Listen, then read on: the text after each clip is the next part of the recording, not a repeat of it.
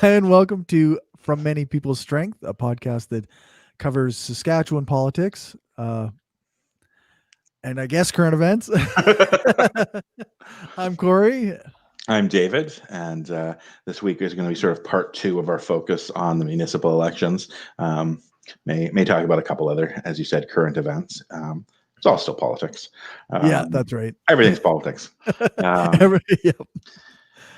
But yeah, it's. I think I would be shocked if after the last few weeks we've had, there isn't a little bit of election fatigue. I know even just for you and I, right? Like, Yeah. We did research last week for the episode. This week I was doing some, but there's an elephant in the room while trying to. Yeah. Pretty major event that takes a lot of attention.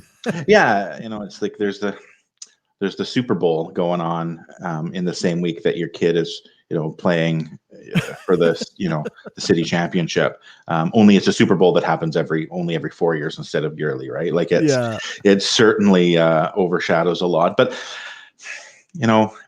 with that analogy, to a large degree, your kid's football game matters more than the Super Bowl does, right? Yeah.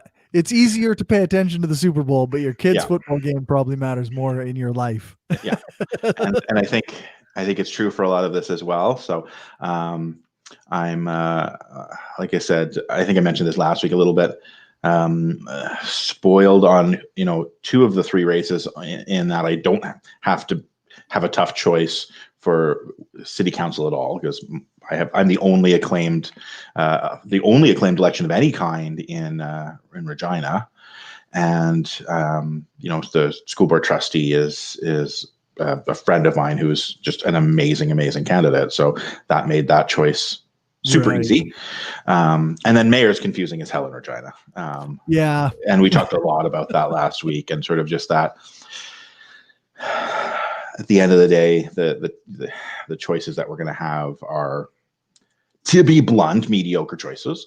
Like there's no amazing candidates. Nobody stands out as like the person that is like inspiring or like. And it's also not to reference recent events. It's not even like we have a Joe Biden situation where you have a mediocre candidate that seems amazing by contrast. Right. It's certainly it's certainly a different thing. Like 4 years ago and 8 years ago, I would never have imagined voting for Fougere, especially his first time around. He was very much there were two strong candidates running against him the first time he ran, and I was stuck in that so familiar position of, do I vote for the one who's most likely to beat him, or do I vote for the one who I think is actually the stronger of the three candidates? Right. So it was, but it was a tough choice between two good candidates and Fougere, who I know I didn't want to get in. 4 years ago, it was a little bit tougher because there wasn't sort of the standout opposition, and this time around too, it's it's such a tough, because he's like, Fougere is not Donald Trump. Right. He's not even Jason Kenney, right? Like, and municipal politicians especially successful municipal politicians often aren't. Running local politics, it will almost always pull you to the center. Right. Municipal politics doesn't have party affiliations. It requires a lot more compromise. It requires working one-on-one with your opposition, and they don't even often consider them opposition, right? You look at city council votes, and then I don't want to just focus on Regina, Saskatoon in general, especially in Canada. United States obviously is a bit more of a polarized place in the world. They still have like party affiliation in some places. They have, in some places they do, in some places they don't. They have party affiliation for like their elected dog catchers. Right. I was talking to be like, some of the people who voted last Tuesday had over 20 different things they were voting on their ballot. Ooh. Like, we think about how municipal is weird compared to federal and provincial, because federal and provincial, you only have one choice. Municipal, 3 whole choices. Like, that's a lot to figure out. Yeah. And they're dealing with ballot initiatives, they're dealing with judges, and they do that yearly. Right. The big ones are only every year or every 4 years, and then medium ones are every 2. But they have an election day once a year, every year. Right. And they vote on, like, so many things are politicized there. And again, the party affiliation is sometimes overt and sometimes they have both, right? They are all 3. They have completely overt party affiliation, like everyone knows who it is. They have the party affiliation is there, but it's not on the ballot. Judges are like that, is my understanding. In most places, judges often have a party affiliation, but that's not listed anywhere on the ballot. And then they do have more of the, like, no, I'm running as an actual independent for city council. There's, I'm not going to get pigeonholed. Right. And Canada tends to be actually a lot. It's sometimes that second one, but it's more often the third, from what I can tell. Like, obviously some exceptions, but across the country we tend to have a lot more people just being themselves in their city councils. And if you look at the votes, and I think is where I was sort of going with this initially. Like, when you look at the votes, it's not like it breaks down on party lines. It's not like if you get 10 city councilors, here's the 3 that always vote conservative, here's the 3 that always vote liberal, here's the 4 in the middle that sometimes oscillate back and forth on issues, and it's the same 2 or 3 people that will. No, it's like you sort of, like, each different issue will have different people taking different spots. Now, that's not always the case. We talked about the library in Saskatoon last week. Obviously, like, opinions on library funding can vary across that political spectrum, right? And whatnot. But it's there are going to be certain things that do clump together. The lighthouse is another big issue up in Saskatoon that is always, like, that's been a contentious issue as far as different opinions forever. Or ever since its existence. And again, you can sort of tell certain affiliations based on, like, for the most part, the candidates in Saskatoon who are supporters of the lighthouse and want to keep it where it is also tended to score well on the Out Saskatoon report card on LGBTQ issues, and people who are like either shut it down or move it out of downtown tended to be worse. But again, those are a lot less cut and dry, like they are in party politics. So it can make figuring out who you want to support tougher as well, because you don't necessarily know who aligns with your issues just based on 1 or 2 sort of points on a graph. Right. You can't. Yeah. It's not as obvious. Yeah. And I think you and I both ran into that over the last 2 weeks when researching this too. Where do people fall, and all of that. Yeah. You got to almost read into some of the things that they say. Yeah. Like, even a lot of this stuff, they say the same things. Every candidate says the same things. So it's hard to even know, like, how are these different in any way? And in municipal politics, again, and I talk about this, there's that draw to the center. The people you're impacting. So like, I think it's easy, or at least easier, for someone in Ottawa or Washington or a state capital or a provincial capital even, to go, this doesn't affect someone I'm ever going to see in my life. Yeah. And that's across the political spectrum, right? Like, so, like, you and I are obviously both very progressive. But I think even from the other side, like, the idea of someone in Ottawa, they don't care about a business owner they don't have that direct link to a business owner in downtown Edmonton. That's right. Like, that doesn't, they're not going to bump into that person walking down the street in the same way that on the other end of the political spectrum, someone in Ottawa is not going to bump into a homeless person living in Moncton. Right. So the decisions they make are a little bit more removed. A city councillor in Regina is going to have direct interactions with homeless people in Regina, and is going to have direct interactions with business owners in Regina. Yeah. They're going to have direct interactions with, like, the Pride Parade will affect their life in one way or another on that day, right? Yeah, exactly. There's all sorts of things across the political spectrum are going to impact them. How the money is spent, how the tax dollars are spent. It's a smaller sample size, so decisions have a bigger impact. Yeah. Yeah, it's one of those things like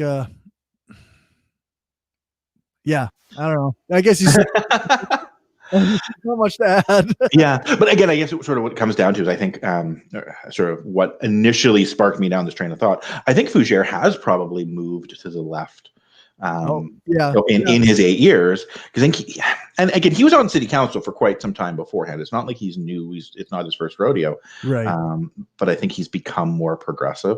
That is the impression I get. Like reading his website and looking at like his Facebook and stuff. He seems like I mean, maybe like you say, not as progressive as I might like, but not on the opposite of me entirely, right? Yeah, absolutely. And like I said, some of my biggest concerns with him had always been around some of those ties to the construction industry, the Home Builders Association. There are some things there as to,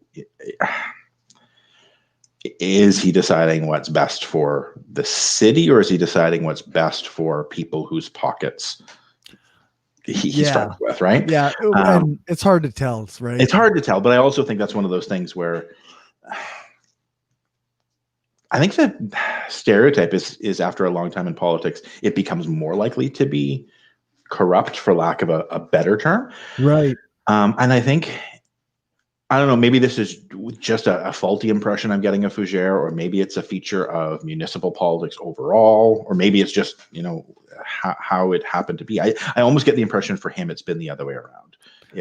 Is as he's been longer and longer in the role, his prioritizing has shifted more towards the city itself rather than individual interest groups within it. So right.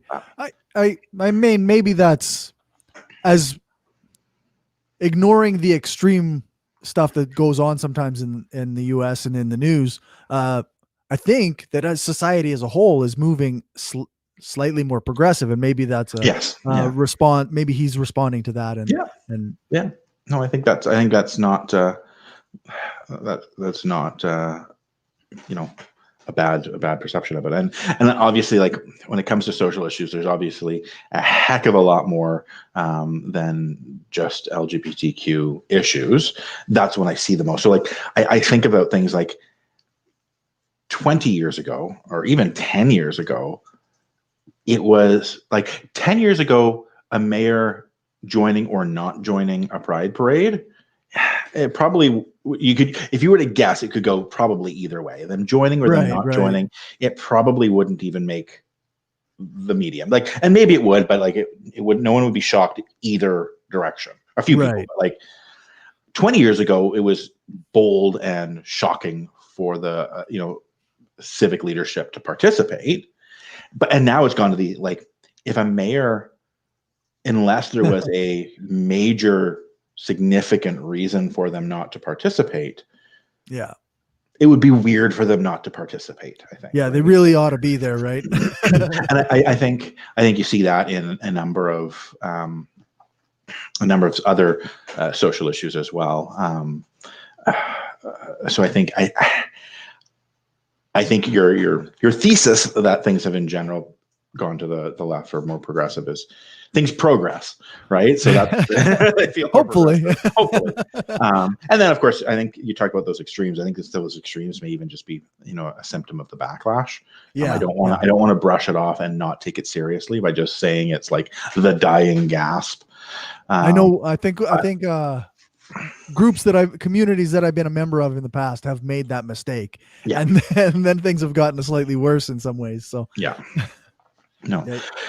that said, we've talked a lot about the mayoral race last week, and I think it's fairly safe to say you sort of have those 3 or 4 candidates that are actually vying for have a shot at it. Fiacco is probably slightly more progressive than Fougere, but it's hard to tell. Flagel's maybe slightly more to the left. Yeah. Masters seems a little bit more to the right, but Yeah. she does seem to have. Oh, I guess I can't say that. Before last week, I saw a lot more of her stuff all over the city, and then this week I saw a lot more of Flagel's stuff all over the city. So I guess it's hard to know. It probably depends on what part of the city you go to and whatnot as well. Yeah, right? yeah. I think as far as like targeted Facebook ads, I've probably still seen more of Masters this week. I think she's the only one I've seen just sort of pop up on my Facebook as scrolling on by as far as mayor. So that's. I've seen a lot of my candidate for Ward 5, Rodney Francis. Okay. I've seen a lot of his ads on Facebook. And I see a lot of Ted Giletta's, but one, I'm paying attention to looking for them. yeah, that's right. Yeah. And two, obviously, like I talk about him. Yeah. So if you hit a like, then next time, then it's going to be on yours again. So I was going to say, I think last week we talked about Regina Public School Board trustees as much as we need to. I think we talked about, especially even now we've talked a little more probably about mayor as much as we need to in Regina. Yeah. Last week we touched base a little bit on Saskatoon mayor, but not a lot. And then I think the city councils for the two cities. We talked about Saskatoon a little bit last week, and I think I put up some information on our Facebook page about sort of their views on the library. I think what I'll do after this, there's a really good article about the lighthouse and some of their thoughts on that. I think that can shape things, but we can talk about some of that to a degree as well. Today, I almost said tonight, but today. Yeah, no, that sounds good. But then I think maybe Saskatoon mayor and the city councils in both cities, and I think that'll be our trustees in Saskatoon. I'm gonna be honest. I've tried to look. They have a whole bunch of acclamations. Okay.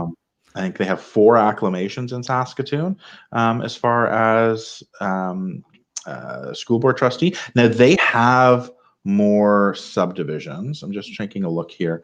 I think as far as subdivisions go, I want to say I know they have 10 wards. I'm trying to look up the subdivisions percentage, but I know they have more than Regina. But it's still a matter of a lot of acclamations there. So we'll go through that. What do you want to talk about first, though? Do we want to talk about Saskatoon mayor? Do we want to talk about city council in Regina? Let's start with the mayor in Saskatoon. All right. So we've got I guess Don Atchison, Charlie Clark, Rob Norris, Zubair Sheikh, Kerry Tarasoff, and Mark Zielke. Yeah. So that's, I guess, a couple fewer candidates than we have, but it's still a lot of people to choose from. Yeah, it is. And I think it's interesting. I think the divide there is maybe a little more stark than Regina. And maybe it's a perception thing. But you definitely have a fairly, I want to say, right-wing candidate in Don Atchison. Rob Norris was a member of the Saskatchewan Party. Okay. I knew that name sounded familiar, actually. Yeah.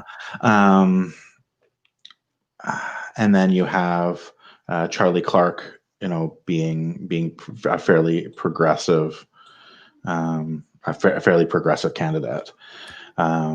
Would you say? I mean, I know we're kind of just guessing here, but would you say that Saskatoon is a progressive city, or is it more of a conservative city? I would say it's definitely more progressive than Regina by far. Yeah, you know what? I would even just flat out say it's a progressive city. Like, I don't even without the contrast. Yeah, I was to say I don't even think I need to qualify that. Like, is it San Francisco or Vancouver? No, it's still in Saskatchewan. Right. But it's a university town. And I think that that influences it, and I don't think For sure. Saskatoon, Regina is a government town, and often government town tends to shift people left as well, but government left wing and academic left wing are very different left wing. Yeah, those are different things for sure. And working class left wing is sort of its own thing as well, right? Yeah, that's right. It's neither city is Hamilton.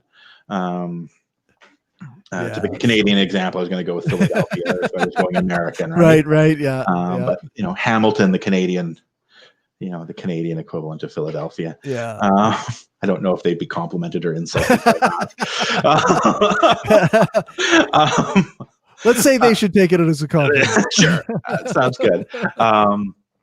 Anyways, so I definitely think it is a more progressive town. Okay, so I'm also I'm always going to have my skewed views, because I know like a lot of connections that I have in Saskatoon are even progressive for a progressive. Okay, yeah. A progressive city, right? So yeah. But yeah, no. And then I think the other three candidates, not to disparage them, but Zubair Sheikh, Kerry Tarasoff, and Mark Zielke. I haven't heard a lot about either one. One of them I had heard something recently, but again, it was sort of one of those. I don't think he's going to win, but I think he'd be good if he did type things. Right. And so I think you're probably, and I think Charlie Clark is likely to win. Okay. I think he probably would have won either way, but I think having both Norris and Atchison on the ballot splits the anti-Charlie Clark vote. Do you think Norris is going to draw that many votes from Atchison?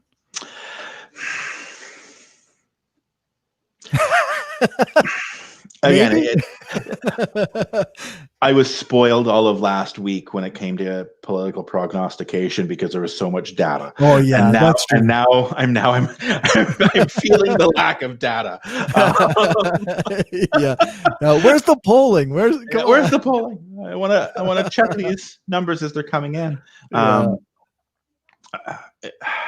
think he will. I think, long story short, I think you even, a few minutes ago said, "Oh, I thought I recognized that name from somewhere." Yeah, and that's a big part of voting, right? Like, if you recognize the name, then for sure. Well, they've even done studies on what name appears first or second in order on the ballot.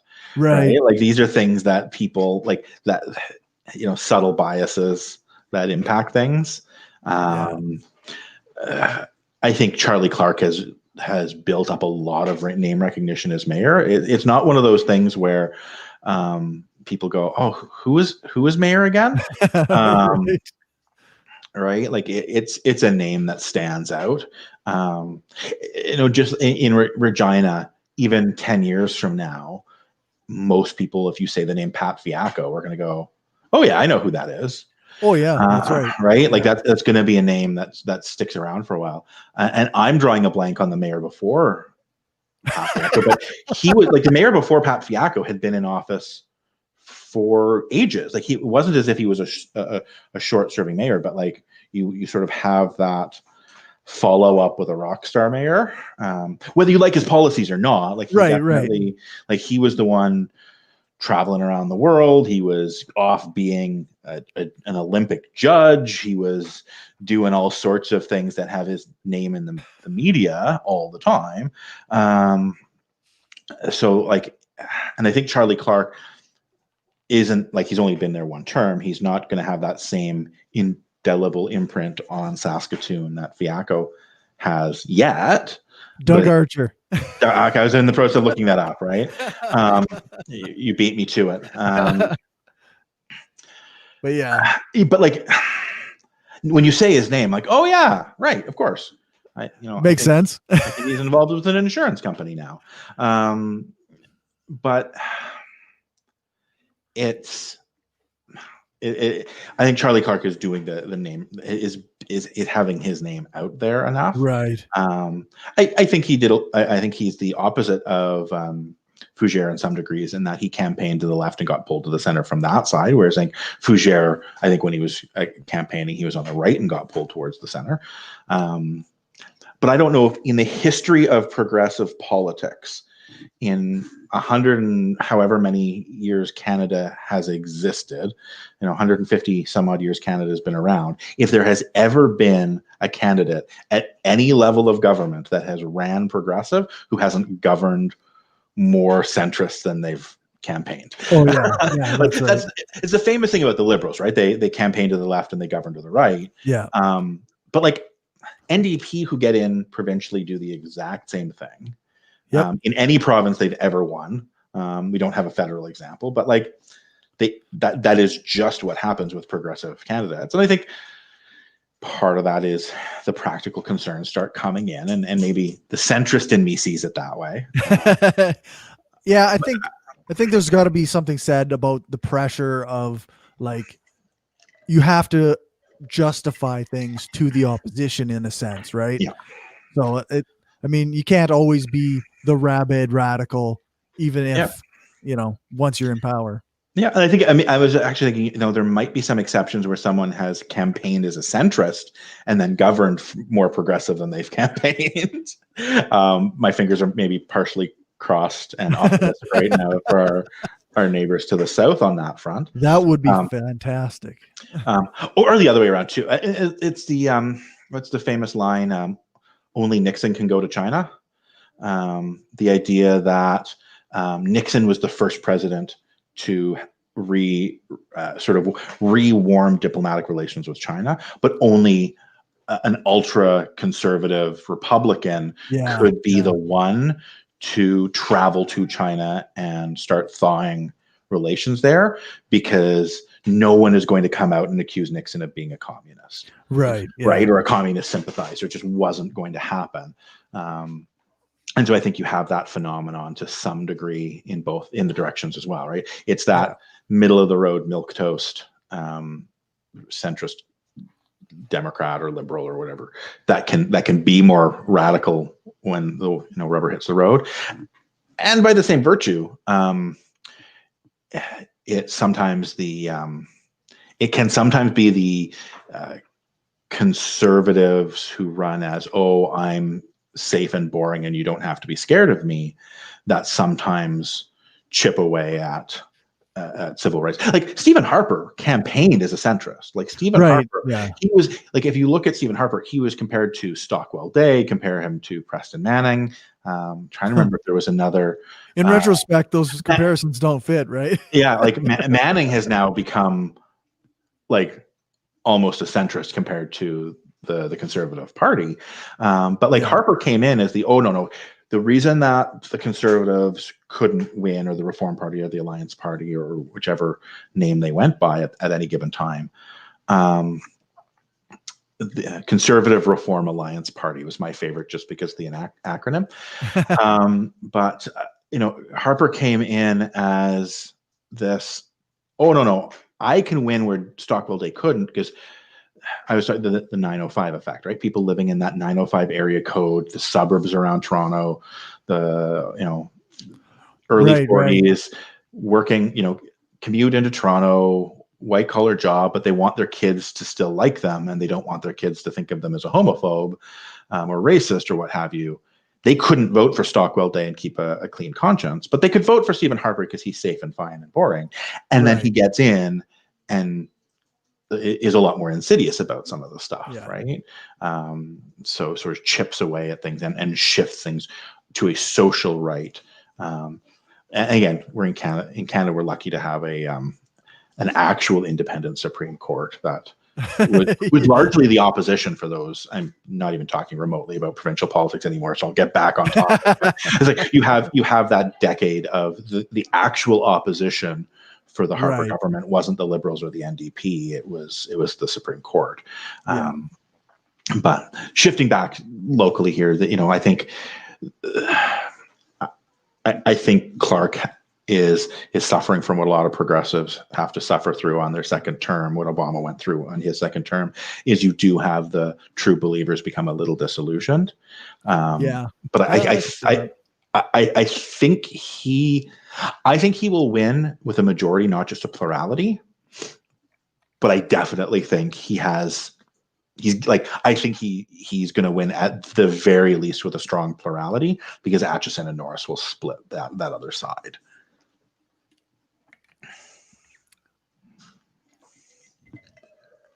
Yeah. I got this article from the CBC on 5 issues that are, asking the mayor, Saskatoon mayoral candidates about these issues. And the first one is property taxes. And it looks like Charlie Clark is the only one who's saying, yeah, we need to increase some taxes. The other, Rob Norris and Don Atchison, are like, nope, no increase in taxes, 1% in 2021. Yep. And it's, yeah. That's a tough one. Like, taxes are never going to be popular. No. So, but they're necessary, Yep. like in the way things are, right? We have to pay for things, I guess. So I had this discussion with my kids. It was probably about a year or two ago. So they would have been like 8 and 10 at the time. And there's, we're a pretty politically talkative house. It's a thing they've understood. They probably have a stronger understanding of politics than most kids. Right. But we were talking about, and one of them's like, I understand taxes are necessary, but I still don't think they're good. And I'm like, I hear you, and no one likes paying less money, but it's not just that it pays for these other things. They are also a cheaper way of paying for things. Yeah. And it's this thing where, comparing it to pizza, right? You can buy a little tiny 6-inch individual pizza for the same amount that you would chip in to get, several pieces of an extra large, or if you have a big group, and you get more pizza, right? Right. Pound for pound, dollar for dollar. You just plain get more food by chipping in with a big group of people than you do. But I'm paying for other people's pizza, David. Yeah, exactly. and there might be some pizza there that I don't like. Yeah, well, that's like, right. There's plenty of pizza that I do like, but there also might be, like, someone might get vegetarian. Yeah, and I'm not paying for that. I don't want to pay for vegetarian. But there's 10 pizzas, right? Like, there's 50 of us. We're all chipping in. There's 10 pizzas. There's gonna, yeah. And maybe we're gonna get 3 pepperoni, 3 this, and 2. Like, maybe you won't get the exact pizza you want, but you'll get really close on one of these choices, and you don't have to eat the ones you're not eating. And it's like, oh well, we can save money just by not getting any vegetarian. But that's not how this works. But then that dude has no choice. They don't get any pizza. Right.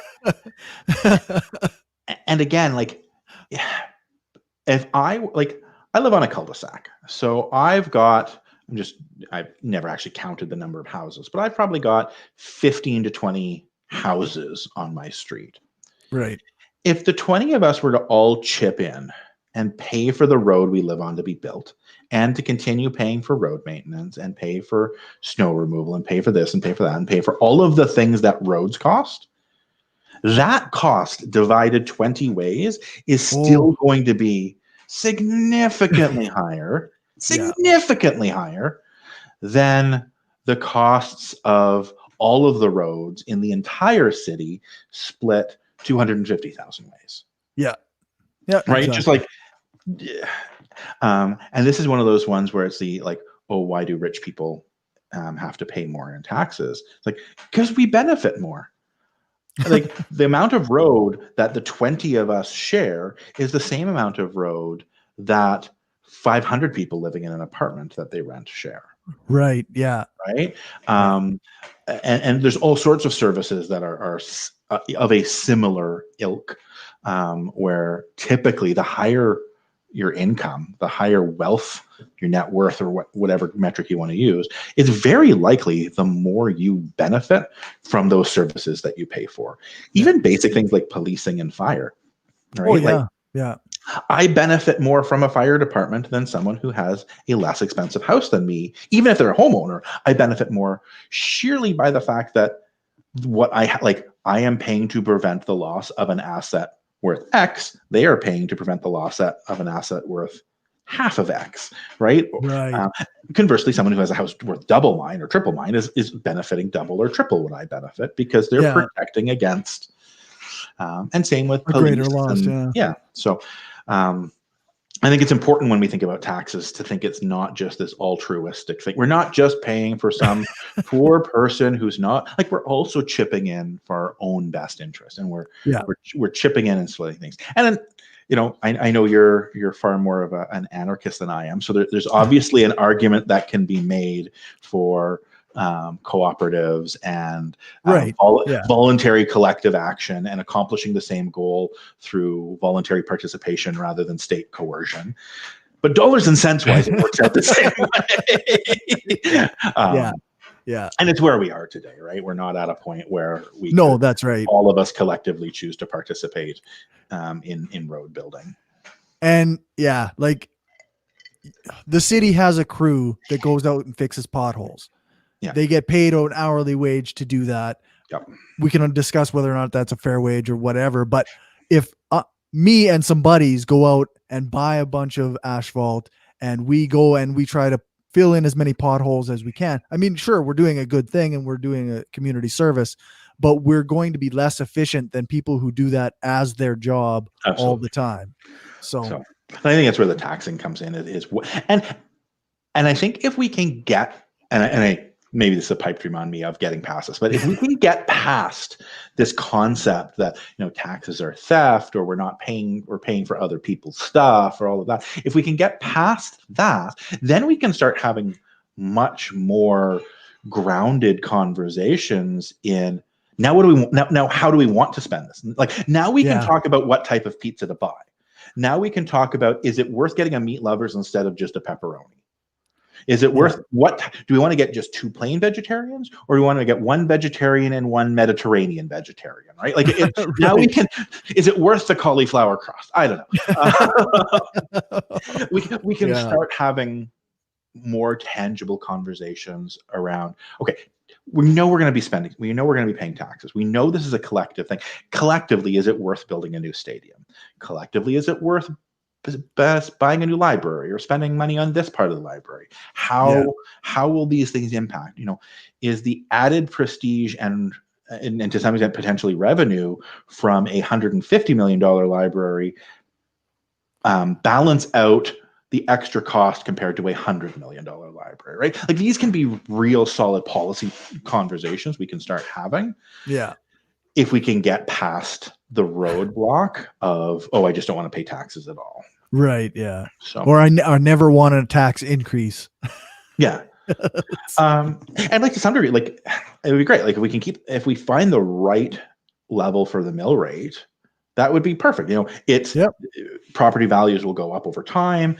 Business values will go up over time. We should be able to balance things out, but things change, cities grow.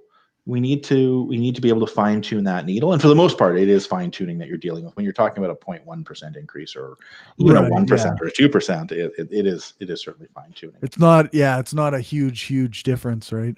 Yeah.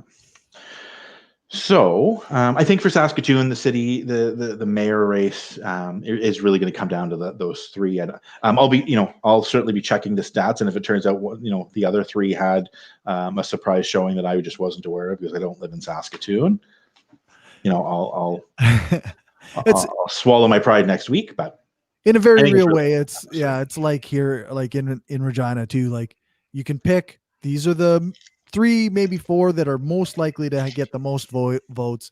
And I mean, I appreciate that these other people are trying, but they're just not really standing much of a chance. Yeah. Yep. No, I think that's definitely an accurate projection of what's happening there. So as far as city council in Saskatoon, again, we talked last week a little bit about the library and how that impacts things. There are some issues around the lighthouse and moving the lighthouse. I couldn't get an exact candidate by candidate breakdown of thoughts. There's a good article that was put out by the Star Phoenix, sort of, that summarized it. And again, I'll put that up on our Facebook page for people to look at themselves. What I do find interesting, and again, it's this coded language thing. I don't think I could find a single candidate that says shut the thing down. Okay. But what you do have is you have a lot of people talking about moving it with very vague language around where that would get moved Right. to, or what that would look like. So I think that's yeah, I think that's certainly a I think that's coded language, to be honest. I think if someone's talking about moving something like the lighthouse with absolutely no plan on where they're going to move it to, that someone wants to close it and doesn't want to say they want to close it. Yeah, they're closing it. Or that's yeah. Death by 1,000 paper cuts. And I mean, a place like that, it needs to be where the people who need it are. Yes. So moving it is like, I don't know. It feels like, let's shuffle these people out of the place they're used to. Like, yeah. I don't know. Nope, 100%. Into someplace more, I don't know, aesthetically pleasing to someone. Yeah. Business interest. Yeah, I was just taking a glance here. Mark Zielke has said he has 5 potential new locations, but he's not going to disclose where they are. So he hasn't actually done a plan. Like, he just thought up. He's got 5 locations picked out, but he is revealing them to the same degree that Donald Trump revealed his healthcare plan, right? Yeah, it's totally there. It's the best. I have the best places. Yeah, just don't tell anyone where they are. And some of that, it's a NIMBY thing, right? He maybe he does have 5 places picked out, but he doesn't want to say where those are because the people who live there don't want it. Yeah, I could see that, because a lot of people do have that not in my backyard. So yeah. So in city council up in Saskatoon, sort of ward by ward, Ward 1, Darren Hill is the incumbent there. I haven't heard, it's one of those ones where I'm not hearing a lot of good things or bad things. Okay. I've heard good things about Kyla Kitzel, or at least okay, but again, she's very, very new. I don't think she has a lot of political experience. In Ward 2, Hillary Goff is the incumbent. I think she's probably the stronger of the 2 candidates from a progressive standpoint. Again, I don't know much about Cass Leader. Ward 3, again, it's one of those ones where there's I think it may have, I'm just taking a look here, probably the largest number of candidates. Yeah, holy cow, like 1, 2, 3, 4, 8 candidates. 8, yeah. David Curtin has the name recognition because he's a radio host, but he's like a conservative radio host. Okay. Kick him out. I believe. He's not one I listen to. That being said, I believe he is Indigenous. Okay. So I again, that doesn't always say anything. Like, if you can be conservative and Indigenous. I've heard positive things about Nick Sackville. I've heard positive things about Chris Saccott. I don't know much about the others. We move into Ward 4. That one I've heard virtually nothing about. Looks like it's Troy Davies just has it. Is he? Oh, you know what? He's acclamation, so that's maybe why I haven't heard anything. Yeah, probably. That's funny. Ward 4 in Regina is the one that's acclaimed as well. 4 is the magic number. You want to get into politics. That's the one you want to go for. Ward 4. Not a lot of competition. Yeah. And it's funny, right? You have Ward 3, 8 people. Ward 4, 1. Yeah. There's something different. You need to spread the wealth there, right? Yeah. Randy Donauer, again, he's in Ward 5. Um, I haven't heard tons. What I have heard hasn't been great. Paul Miazga, I've heard okay. Okay. I think he's, one of the things this Out Saskatoon put out a report card of all of the candidates in Saskatoon for mayor, city council, school board trustees. The one answer that he gave, his answers were actually pretty good for most part. I think they gave him a B rating. Okay. But the one, I'm just going to read it because it just, there is, to my mind, there is no single motion that council can pass short of eliminating the city's debt that would magically solve any specific issues for the 2S LGBTQ community or any other marginalized group for that matter. And part of me is like, if the only way you can see addressing issues of marginalized people is eliminating the city's debt, then you don't know what the issues. Yeah, and again, a lot of the other answers are okay, but yeah, that's not that's an answer that just has me going like, yeah. So you got Ward 6, you got Cynthia Block as the incumbent. I think she's a relatively strong city councillor there. I don't know much about the people running against her. I think there's just the one. Two. There's I think Lee Cormish and Jonathan Naylor. Both seem, again, and I almost sound like a broken record, and I feel bad about that. I mean, there's just not a lot of info. Right. Yeah. Marin Lowen seems to be, again, a pretty a very strong progressive city councillor. Without living in the city, and there may be issues where she's not progressive that I just don't know about. I from everything I understand, though, she's been a strong voice for being a strong progressive voice on their city council. Okay. I think one of the candidates running against her is Jim Rode, who, again, I think his platform, actually both him and Darcy Warrington, I think their platforms have been fairly progressive as well. But it's, again, comparing a platform to action is always tricky. Yeah. It's easy to be progressive in a platform. Yeah, you can promise all kinds of things. We move into Ward 8. You got Serena Gersher. Again, she's on the city council. Not heard anything bad. Heard very little about the opponents there. Ron Nantika is, again, it's a name. I think there's a little bit of name recognition there. But it's hard to go into some of these candidates. I think for people who live in Saskatoon, I know part of why we're here is to give information for people to reference, but I think it's one of those times where individual people are going to, if they look into their own ward, they might be able to dig deeper than we could by looking into all of them at once, 30 across 2 cities. Yeah. And then finally got Ward 10, where the incumbent Zach Jeffries, from what I've heard, not bad things, nothing amazing, but nothing awful. But just trying to see here.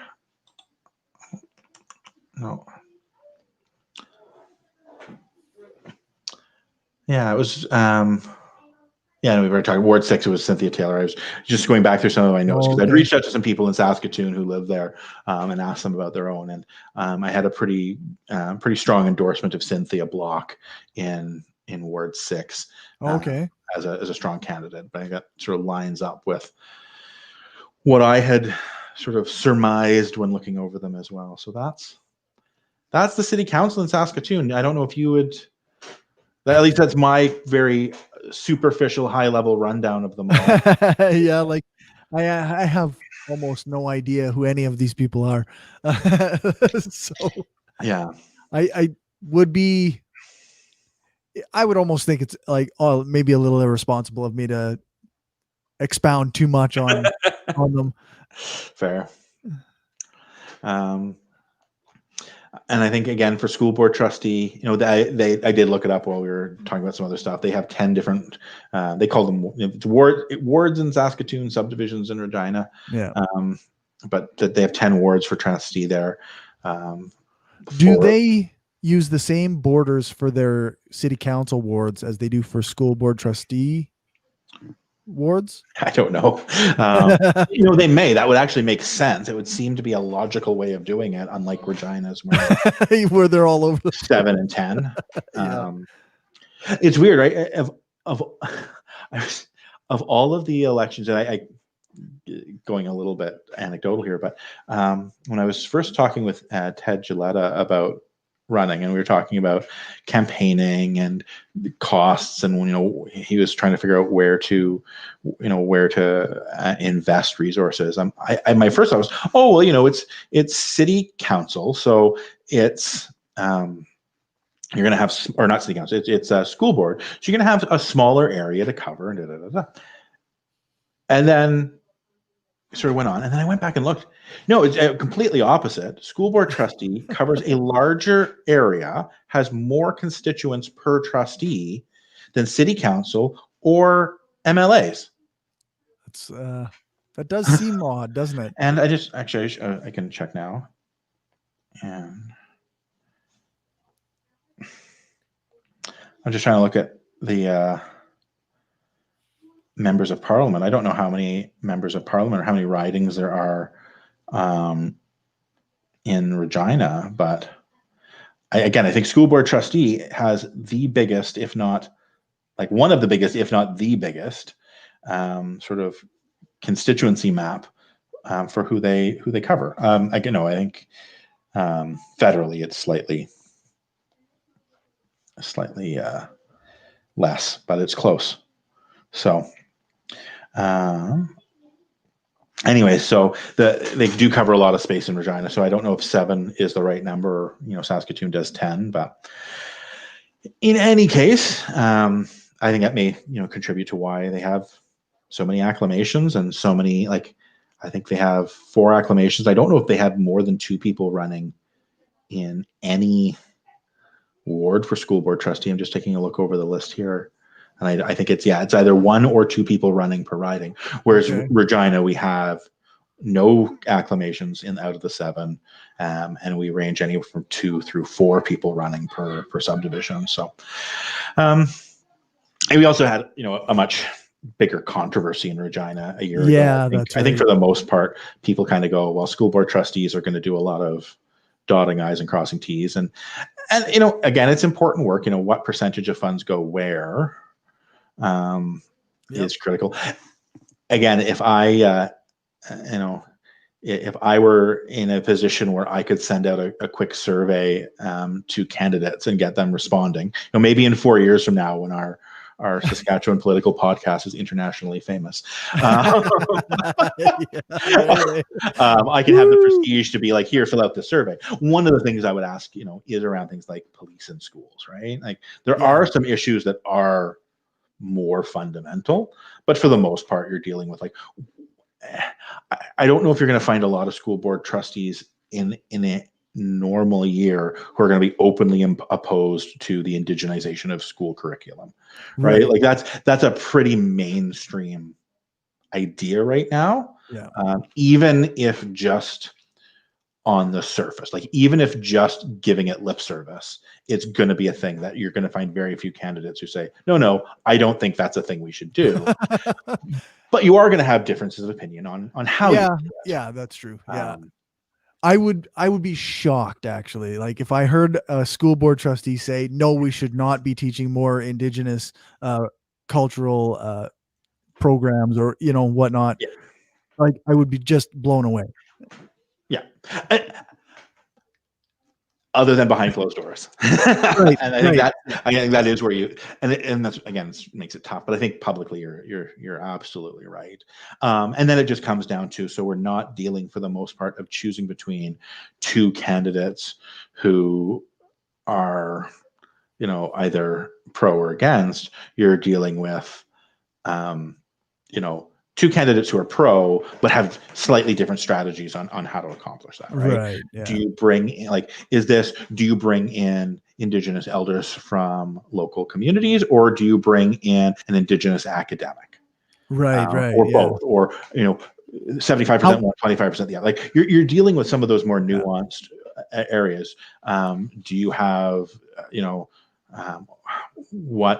what voice, if any, do you give to non-Indigenous experts on indigenization?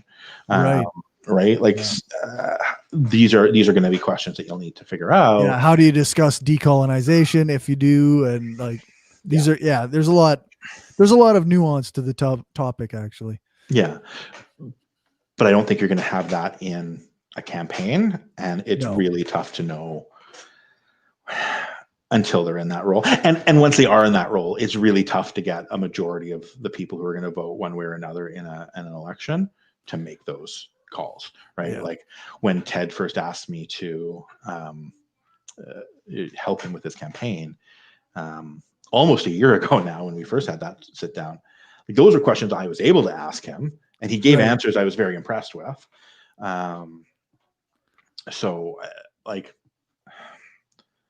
That was great. But even now, that's not something that comes up. It's not something that he gets asked about. Right. It's so interesting. I know it, but it's interesting that we have LGBTQ organization that can put out this report card and these survey questions. Like, do we have any Indigenous people's organizations that could do something like that? Yeah, I don't know. Or have they, and I just haven't seen it. I was about to say that could be my failing in my sort of having that privilege and being not exposed enough to those to other communities. And to some extent,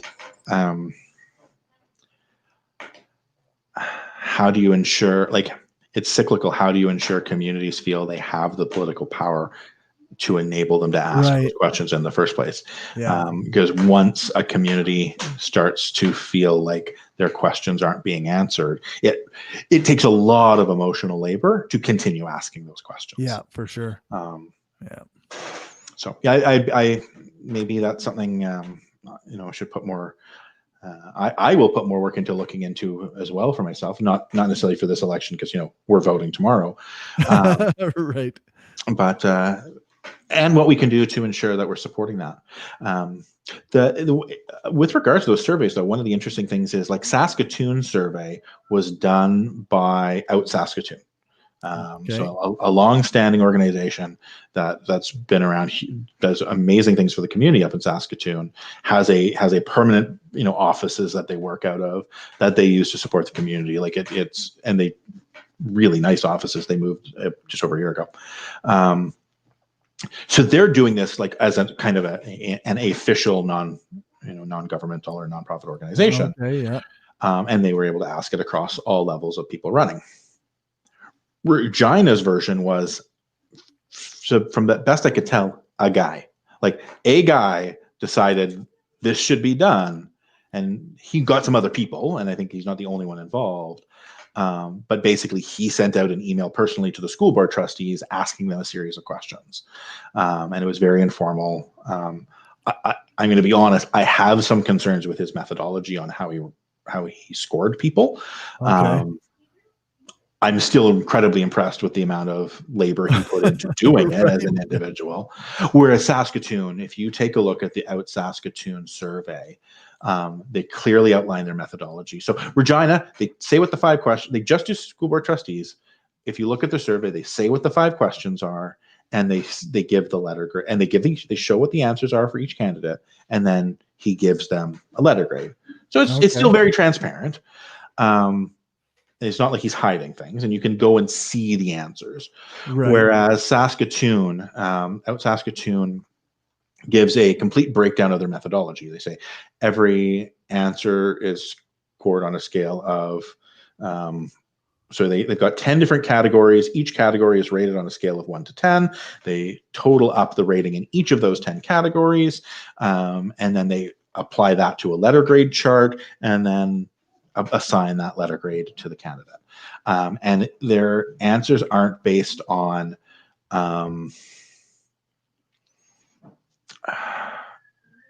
their answers aren't based just on sort of how do they formulaically answer the question. There's other things that get brought into the mix as well. And lived experience comes into play for the Saskatoon one. And again, they give what that breakdown is. They outline, here's how we score non like lived experience things that are unrelated to just the answers they gave on a survey. And again, I may agree or disagree with some of the things they put in their chart for what scores points for lived experience. I think some of them are questionable, but at least they're being very clear on how they're doing it. Whereas again, the Regina one was a little bit more sort of here's my gut reaction to the answer. Right. Yeah. So it's like you say, like one kind of went very like, this is our official basis that we're doing this, and the other was much more informal. And I mean, I guess that can be valuable, right? Like, but it's it's not very scientific. Yeah. So I'm just looking at this municipal election report card on Two-Spirit LGBTQ topics. And Don Atchison, grade F, no answer received, %0. That's not good. No. So, and some of those, grades of Fs if someone just doesn't fill out the survey. I think in Atchison it probably is close to accurate. Right. And I think for a mayoral candidate, for sure, like if you're out, Saskatoon is a major organization. You're running for mayor. This is a real job. Obviously, they're all real jobs, but like this is a major political posting. This is a political position with national importance. Like mayors are not federal politicians, but they are politicians with federal impact. Yeah. Right. Yeah. Mayors of major cities, and Saskatoon, Regina, I think they're both in the top 10 most populous cities. So they have a sway. Definitely, and obviously on provincial politics, but they can influence. They go to the Assembly of Big City Mayors. I can't remember what they're called, but so for them, not filling out a survey, I would say that's pretty substantial. For the school board trustee, like once you get down to school board trustee, maybe a little more leniency is like these people are running. Like I want them to take it seriously. Yeah. When the Pride motion got voted down last year, the one city councillor who voted against it, her defense was, I just didn't have time to think of, like, I didn't have time to read about it. We don't work over the summer. This is just my part-time job. I don't care. She didn't say that last sentence out loud. The others were they're not word for word, but were essentially what she said. We're not paid to work over the summer was something she specifically said. So I don't want it to be that. I think you do need to take your job seriously, but to some extent it is a part-time job. You like most people who work as a school board trustee are also working in a full-time job elsewhere. And especially when running for trustee, that's they're working, they are almost certainly working a full-time job elsewhere. An email they get from an organization, I don't want to give them a pass, but I can to some degree give them a little bit of a pass on, okay, it makes sense why you didn't fill it out. Mayor, though, that's a little different. I think, like you say, there's a distinction to be had between the email situation and actually voting against the Pride motion. Yes. Because you didn't have time to research it, like that, or whatever. Yes. Well, I agree, and I think, and again, it's this comparing actions to answers. The Regina one, and I was trying to remember if I talked about this last week, because I've talked about it with a few people because it angered me. One of the people running for school board trustee in Regina is Adam Hicks. He's the incumbent.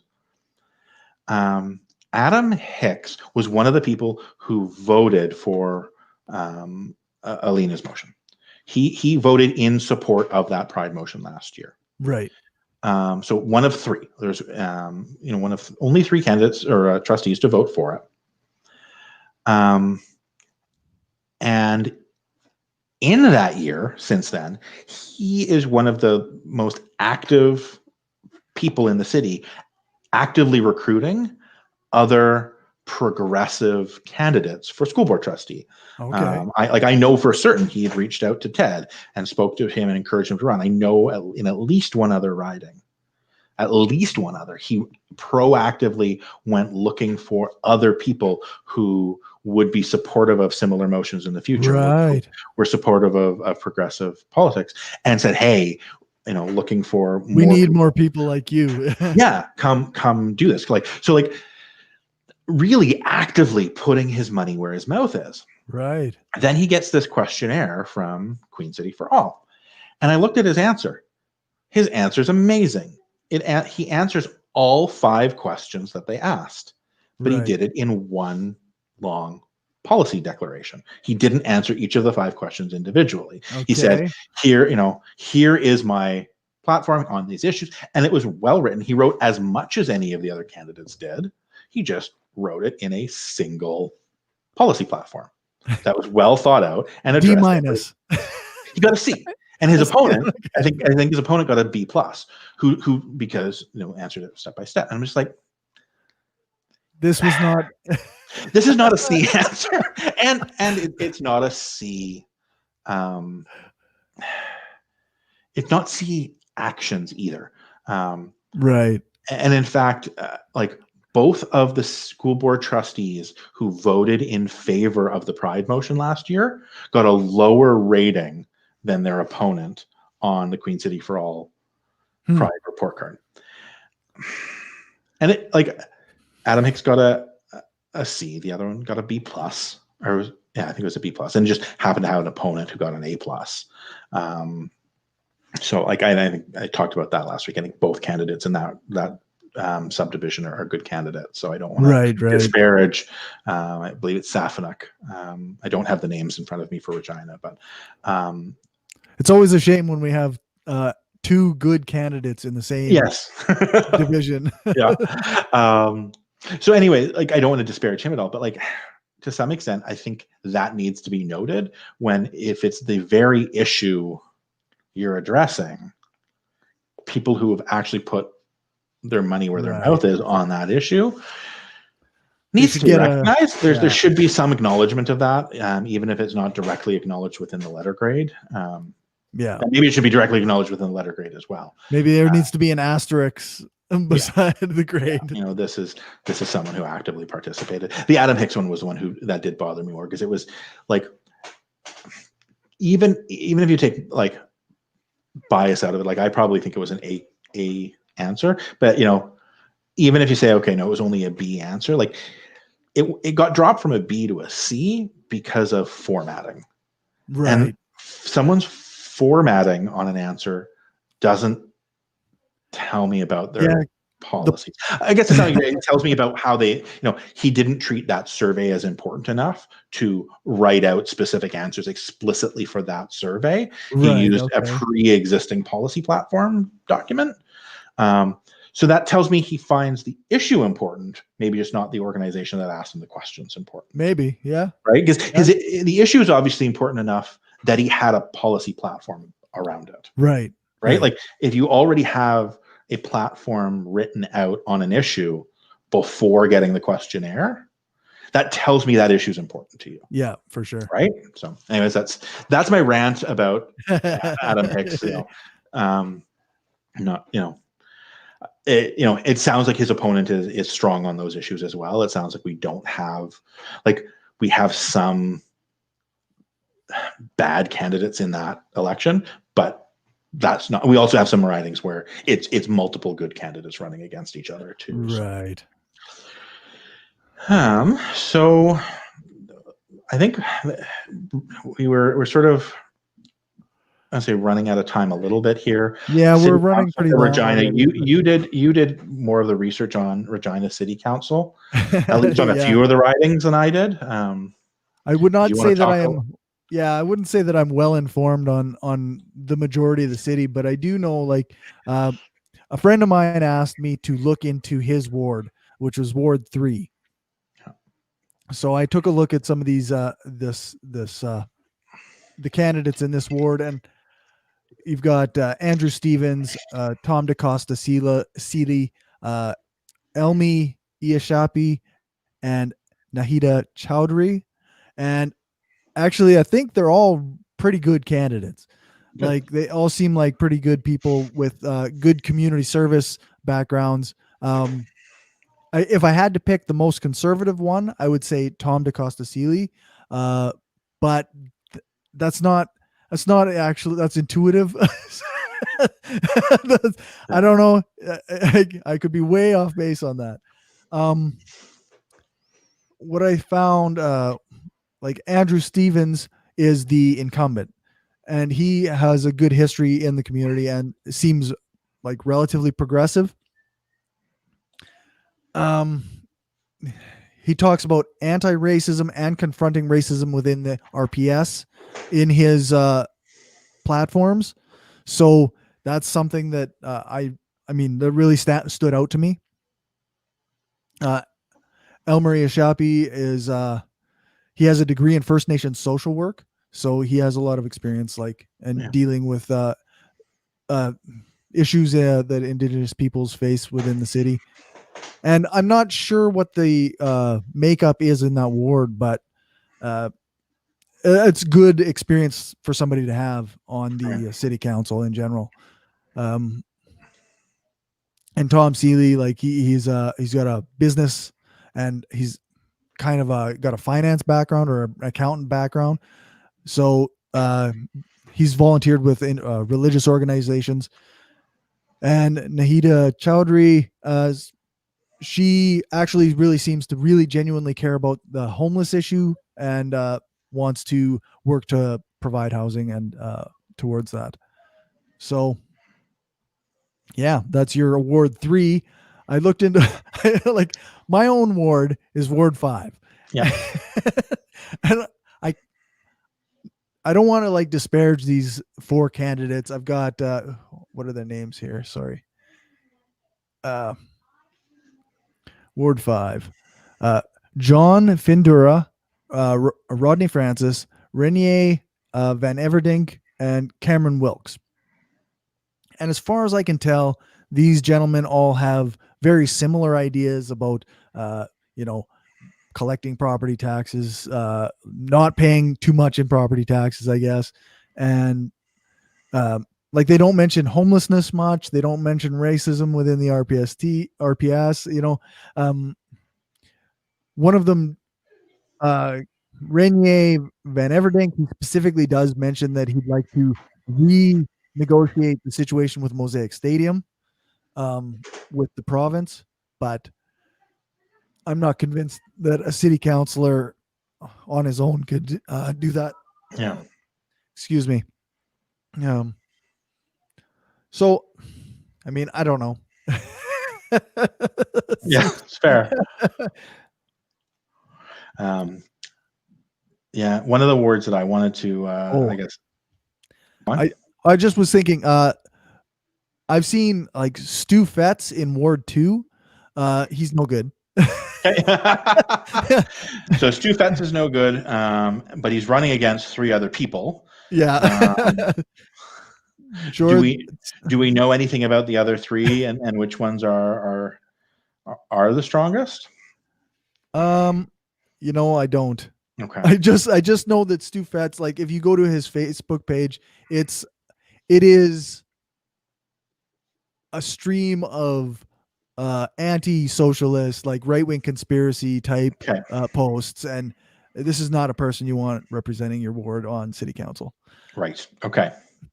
Pardon me. It's one of the things that's frustrating is like the city of Regina, so Regina.ca has, in general, a light years better breakdown on candidates than Saskatoon does.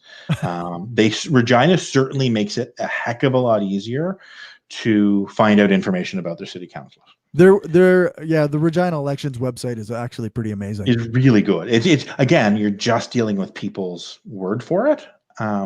Like again, and to some degree, that's exactly what I would want to see out of the city, because you do want a more neutral approach. I always get frustrated. I can't see who the incumbent is. They don't have any marker denoting who an incumbent is within a riding. Right. Yeah. And I think that's a little frustrating. So I wish I had an easier time figuring that piece out when looking at things.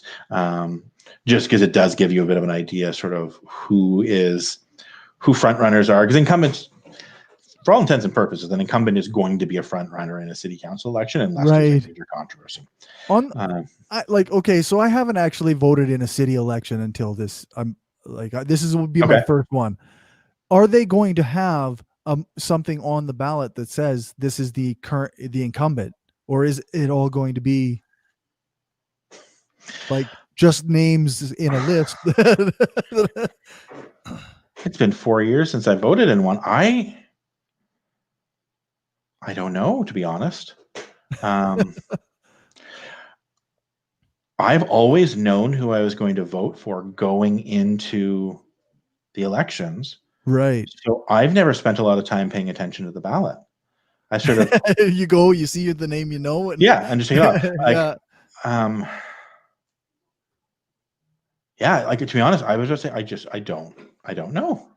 Okay, so I'll know in a week from now. We can talk about it next week. Yeah, that's right. Yeah. Do a bit of a breakdown. Yeah. Also in Ward 2, like I'm looking at George Sikilis. And I mean, he seems like the way he's written his blurb, it's very positive, upbeat. Until when you get to the bottom, he said wants to fund extra police and social services.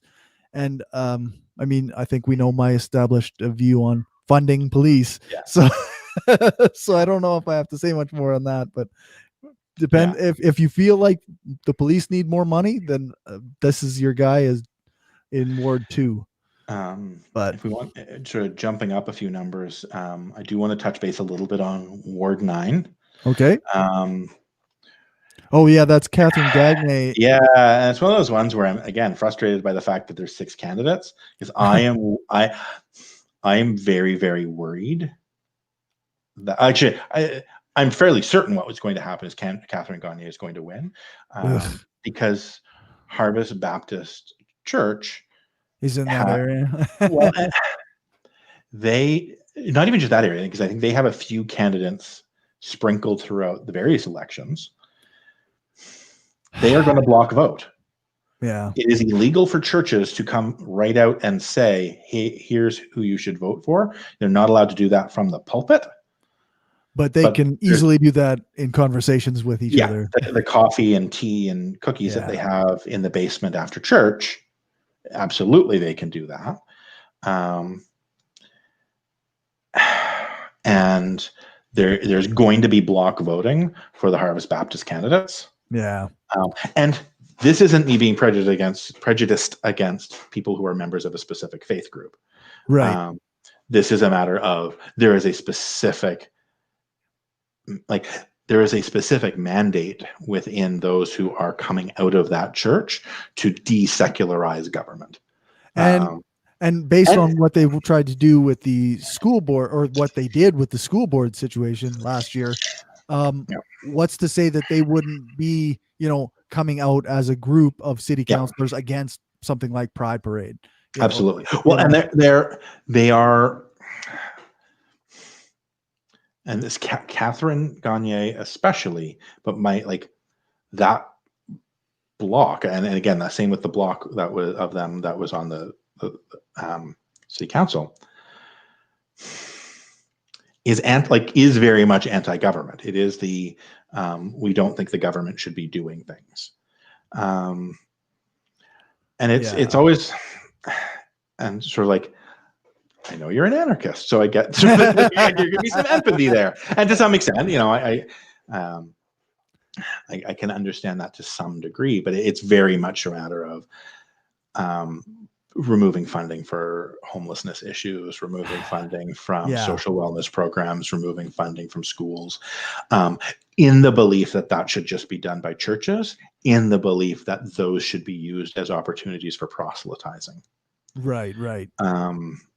That, take these social services out of the public hands and put them in a church's hands, and then you can get people to become part of the church in exchange for getting services. Yeah. Um, And whether the majority of the people in our province recognize it or not, there are people who have deep faiths that aren't of the Christian variety, and this is, I don't know, that's the very type of thing that I I mean, you and we agree very much on the secular issues. It's like, it's so offensive to me that that they would tie giving help to people to proselytizing, that it's. And I've spoken with the people who have very deep faith within the Christian faith, who would agree, very strongly agree, that in their mind, almost from the other direction, it is a cheapening of their faith for it to be manipulated for the purpose of government power. Yeah. Right? Like, that's not what this is supposed to be about. Yeah. So in Ward 9, in Ward 9, I have that frustration of, I suspect you will get Catherine Gagne getting 35% of the vote, and that being enough to win. Yeah. I've heard very good things about Rob Humphreys, who is one of the other candidates there. But the very good things I've heard from him are, he's my neighbor, he's great. Yeah, so, like, that's not good enough. Very good things on a personal level. His platform looks fantastic, but it's one of these things where, if I look at the platforms of many of the people running there, they're strong. It looks like, Jeff Soroka, I believe, is the no, I was going to say, he talks almost as if he's the incumbent in his write-up, but he's not. Oh, okay. But he was a constable with the RCMP for 31 years. So, that police experience, take it sort of as you will, one way or the other. Hopefully that's going to pull some votes away from Catherine. Yeah. So, I think it's fair to say, vote for the cop over the religious zealot.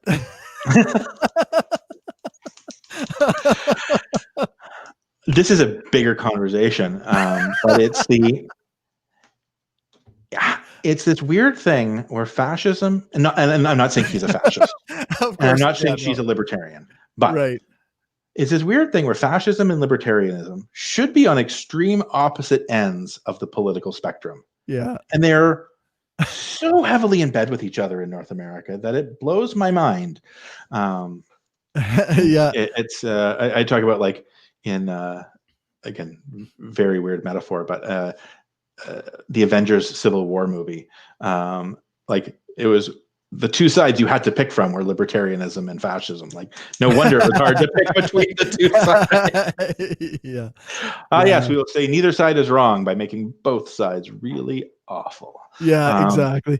I've often said, like, and again, this isn't specific to Saskatchewan in any way, but right-wing libertarianism is really, really close to, like, no, we just need private fascism, not government fascism.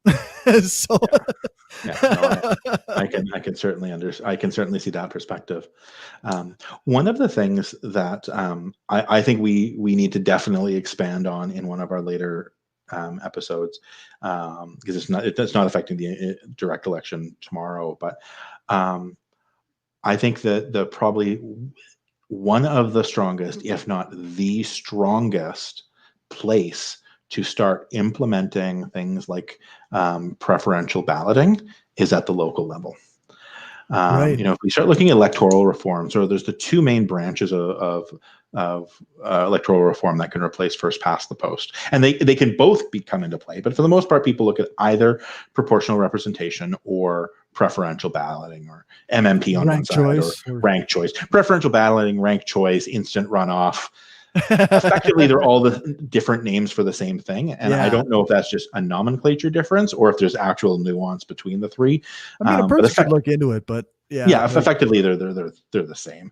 And on the other side, proportional representation, MMP, is kind of just mixed member proportional, is kind of like a variant of proportional. At the civic level, you don't like proportional representation, or MMP is just it's not an option because we don't have parties. Right. So you get to take that option completely off the table. So the only real option as far as electoral reform is preferential balloting. And I honestly think you have a strong possibility of implementing it at the local level. For sure. Because I don't think it hurts incumbents the way it does at a federal or a provincial level. Because at federal and provincial, you always run into the issue of, why would I want to get rid of the system that got me in place? Right. And to some extent, it can hurt the incumbent a little bit, because the incumbent is always going to get a certain chunk of votes just by sheer virtue of name recognition. Right. And preferential balloting helps mitigate name recognition to some degree. But I think you can get it, and I think it solves a lot of these issues. And like, it may hurt progressive candidates in the short run as well. You look at Saskatoon. I think in Saskatoon, I was saying earlier, Charlie Clark has a very, very strong chance of winning, because of, even if he doesn't get a majority, he's going to get a plurality, because you're going to have a split on the Atchison-Norris. Right. In a preferential balloting system, there is a much stronger chance that the Atchison votes go to Norris as their number 2 choice, and the Norris vote, or the Norris votes go to Atchison as their number 2 choice. Right. And you could easily have Charlie Clark, it could be Clark 40%, Atchison 30, Norris 25 in round 1, and then all of a sudden in round 2, it's Atchison 60 and Clark at 40. Yeah. Right? Like you could very easily have that happen to progressive candidates as well. Oh yeah, yeah.